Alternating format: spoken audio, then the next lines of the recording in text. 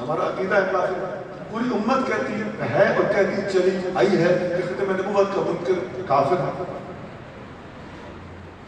علماء نے لکھا، صوفیاء نے لکھا، مجددین نے لکھا کہ ختم نبوت کا منکر کافر ہے. اور اس صدی میں اسمبلی میں یہ قانون پاس کرایا گیا کہ ختم نبوت کا منکر کافر ہے. اب قادیانی قادیانی کہتے ہیں کہ جی یہ تو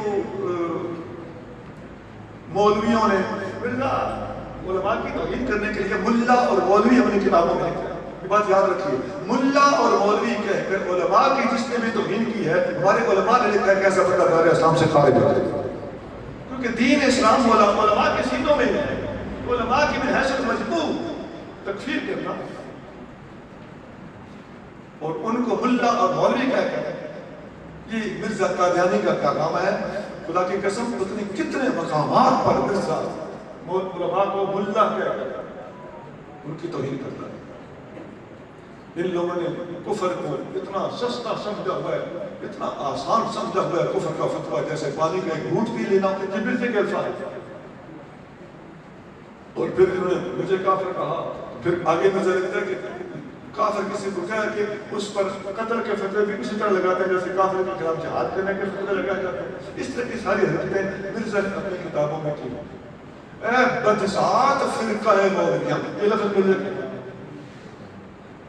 میرے بھائیوں، علماء کی مجموعی توہین کرنے والا، باپوں کو مجموعی طور پہ برا کہنے والا ایک عالم کے خلاف ہوگا. ایک عالم سے کوئی غلطی بھی ہوئی ہوگی، علماء کون سا معصوم ہوتے ہیں، علمی اختلاف ہو گیا ہوگا، ایک فرقے کے خلاف ہے تو مسلکی اختلاف ہو گیا ہوگا. تمام کے تمام علماء کو ملا کہہ کر ان کی توہین کرنا یہ بالکل کسی غیر مسلم کو دشمن مصطفیٰ کا. یہ یہاں تک الاپا جا رہا ہے کہ صوفیاء نے کبھی کسی کو کافر نہیں کہا. میں نے 1400 سال کی تاریخ پڑھی ہے، کسی صوفی کا میں نے فتویٰ نہیں پڑھا کہ کسی کو اس نے کافر کہا. بالکل جھوٹ ہے اور جھوٹے پر جو کچھ ہوتا ہے آپ کو پڑھا. میرے بھائیوں، پہلی بات یہ ہے کہ قرآن و سنت میں مرتد کی سزا لکھی ہوئی ہو تو کوئی صوفی قرآن و سنت کے سامنے کیا دم مارے گا. مرتد کی سزا بخاری میں لکھی ہوئی ہو کہ من بدل دینہ فاقتلوہ، جو اسلام سے پہلے اسے قتل کر دو، حدیث بخاری میں ہو، حدیث صحیح ہو. اور متعدد صحابہ نے ابو موسیٰ اسے خدری معاذ بن جبل یمن میں ایک مرتد کو منجی کے پاوے کے ساتھ مار کے رکھا. ایک صحابی دوسرے صحابی اوپر سے گئے، انہوں نے جا کے اس کا ہو گیا، مرتد ہو گیا.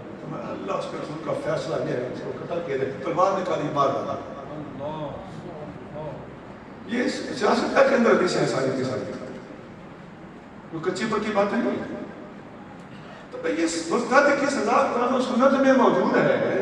تو کہتا ہے کبھی صوفی کسی کو کافر مرتد نہیں کہتا. استغفر اللہ، تو صوفیاء کے اوپر الزام لگا رہا ہے یعنی وہ قرآن و سنت کو نہیں مانتے تھے.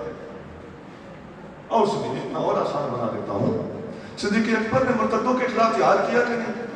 تو صدیق اکبر سے بڑا صوفی کون ہوگا؟ ہے کوئی بھائی کا لال جو آج کھڑا ہو کے کہے میں صدیق اکبر سے بڑا صوفی ہوں؟ جھوٹے میں کیا ہوتا ہے؟ ساتھ ساتھ دل میں دور آتے جاتے. اچھا چلیے، سیدنا علی منتظر رضی اللہ تعالیٰ عنہ نے مرتدوں کو، جو حضرت علی منتظر کو خدا کہتے تھے، ان کو زندہ آگ میں جلا دیا. تو حضرت علی سے بڑا صوفی ہے؟ ایسا ہے کہ نہیں؟ تو جو شیخین سے آپ کو افضل کہتے تھے، آپ نے کہا میں 80 کوڑے ماروں گا، یہ بہت بڑی سزا ہے کہ نہیں؟ تو ان سے بڑا صوفی ہے اور ان کی سب کی سندیں صحیح بھی ہیں. چلے اور سنیں عزیزو، داتا صاحب نے کشف المعجوب میں لکھا ہے کہ جب حسین بن منصور حلاج نے انا الحق کہا تو ان کی تردید، جو ان کی جن کی صحبت میں وہ جاتے تھے ان کو مرشد مان کر، عمر بن عثمان سب سے پہلے انہوں نے اپنے محفل سے ان کو دکھا دیا. نوٹس لیا کہ نہیں لیا؟ صوفیاء کسی کو کچھ نہیں کہتے، لوگوں نے جملے گھڑے ہوئے ہیں. آج کل یہ علاقہ جا رہا ہے نیٹ پہ، صوفی کا کوئی مذہب نہیں ہوتا. یہ چمل نیٹ پہ ہے کہ نہیں؟ صوفی کسی کو کچھ نہیں کہتا، صوفی کو ان کا فتویٰ نہیں لگاتا. صوفیاء نے کوئی تفسیریں اور حدیث کی شروع نہیں لکھی، یہ بھی وہ بابوں کا مخالف باتیں کر رہے ہیں. تو یہ آپ کو آپ بندے ملتی جلتی گندی حرکتیں کر رہے ہیں. ہم ان کو سمجھاتے ہیں کہ عزیزو انسان بن جاؤ، اسلام کو بدنام نہ کرو، قرآن و سنت کے مقابلے پر صوفیاء کو کھڑا نہ کرو، علی المرتضیٰ کے مقابلے پہ اپنے پسند کے چند صوفیوں کو جن کو تم نے صوفی سمجھا ہوا ہو شاید ان کو کھڑا نہ کرو، ورنہ ہم جن صوفیوں کو جانتے ہیں وہ علی المرتضیٰ کے غلام بھی ہیں، ان کے کہنے میں بھی ہیں، اور کافر کو کافر بھی کہا ہے، مرتد کو مرتد بھی کہا ہے، اور برے کو برا بھی کہا ہے۔ عمر بن عثمان نے اپنے مرید کو محفل سے نکال دیا، جنید بغدادی کے پاس گئے، میرے پاس کیوں آئے؟ حضور آپ کو صحبت میں بیٹھنے آئے۔ اس وقت صحبت میں بیٹھنے کو ہی مسلمان نہ کہا جاتا تھا۔ آپ نے فرمایا میری صحبت کے لیے صحت چاہیے، تمہاری صحت ٹھیک نہیں ہے، تم نے عمر بن عثمان کے پاس بیٹھ کے جو کیا یہاں بھی وہی کرو۔ آپ نے ان کو قبول نہیں کیا تو ان پر فتویٰ لگانے میں پیش کون ہوئے؟ عمر بن عثمان اور جنید بغدادی۔ لکھ کون آیا؟ داتا تھا میری گاہ۔ ارے داتا صاحب نے ایک اور ولی کا واقعہ لکھا ہے، فرماتے ہیں کہ کسی جگہ بیٹھے تھے تو مرغ نے اذان دی، تو مرغ نے جب ککڑوں منہ کیا تو وہ صوفی صاحب کہنے لگے اللہ اللہ۔ اب وہ کسی تصور میں تھا، اللہ کا ولی پاس بیٹھا تھا، وہ کھڑا ہو اس کو سر کے بالوں سے پکڑ کے کہنے لگا کلمہ پڑھ دوبارہ کلمہ کیسے پڑھایا جاتا ہے؟ تجدید ایمان کرائی نا، کس سے کرائی جاتی ہے؟ مرتد کہا تو تجدید ایمان کرائی، کون لکھ رہا ہے؟ داتا صاحب۔ اور یہ کون تجدید ایمان کرا رہا ہے؟ اللہ کا ولی۔ یہ صوفیاء کا یہ طریقہ ہے، جھوٹ بولتے۔ حضور غوث اعظم رضی اللہ تعالیٰ نے خارجیوں کو بھی کافر کہا ہے، رافضیوں کو بھی کافر کہا ہے، اپنی کتابوں نے تو طالبین۔ رافضیوں کے ساتھ آپ نے رافضیوں کو یہودیوں سے تشبیہ دی ہے غالباً 10 اعتبار سے کہ یہودیوں کے مشابہ ہیں۔ داتا صاحب نے اپنی کتاب کشف المعجوب میں غلط قسم کے صوفیوں اور غلولی قسم کے صوفیوں کو بار بار ملحد لکھا ہے۔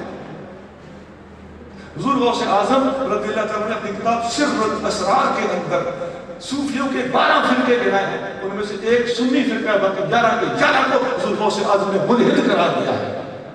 ایک فرقہ حامیہ ہے جس کو حضور غوث اعظم نے کشف کتاب سر الاسرار صفحہ نمبر 58 پر لکھا ہے کہ حامیہ فرقہ ہے، خود کو حیدری اور کلندری کہتا ہے، خود کو سنی کہتا ہے، اہل سنت سے خارج ہے، اہل سنت نہیں ہے، یہ اہل سنت سے خارج کہا۔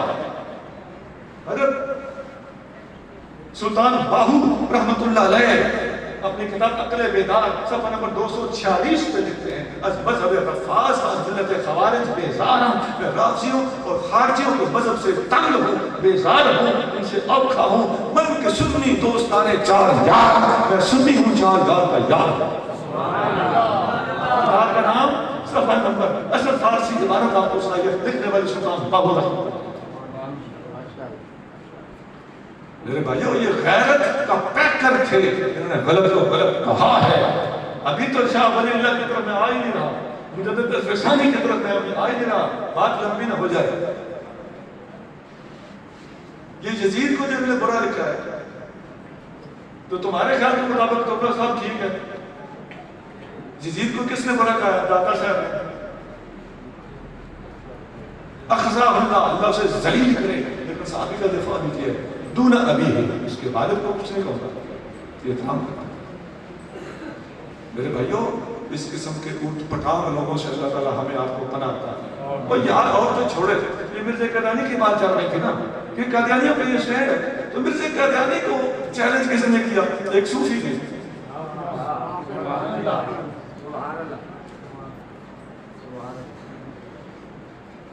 حضرت پیر میر علی شاہ رحمۃ اللہ علیہ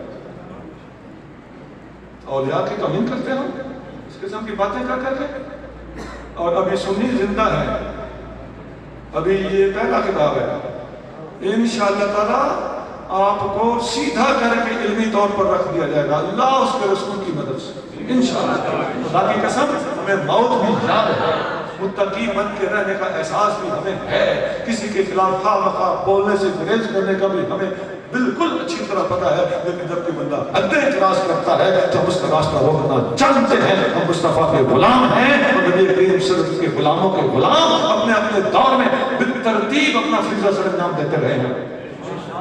ترتیب نہیں ماننے دی جائے گی صاحب۔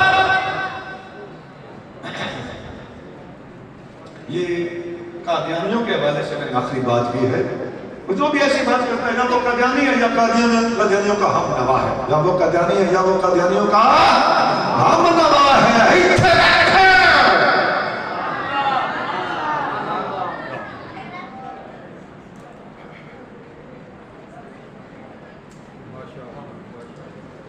اور بھی بہت باتیں ہیں ختم نبوت کے موضوع پر، قادیانیوں کے سوالات کیا کیا ہیں اور نیٹ پر جدید سوالات کیا کیا ہیں، ان کے جوابات اس پورے مہینے